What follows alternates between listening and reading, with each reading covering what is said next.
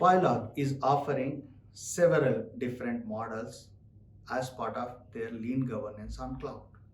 One of the ones which will be very, very attractive to any organization, and they will not be able to deny that they can afford this, is Basic Edition. If somebody has got a single domain, one domain only, and maybe 1,000 records, 500 records, 5,000 records, they can actually go on to a subscription of a basic model.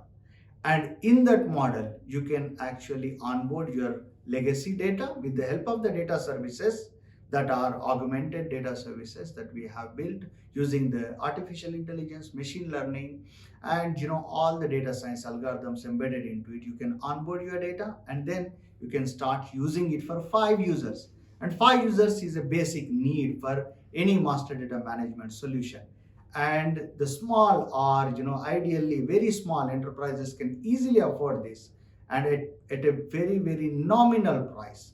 In fact, the whole objective here is that we must be able to penetrate the market of SMBs where they lack the infrastructure, they do not have the expertise of the MDM. Thus we are bringing world class solution of MDM hosted on cloud, offered as software as a service to all the small or very small enterprises.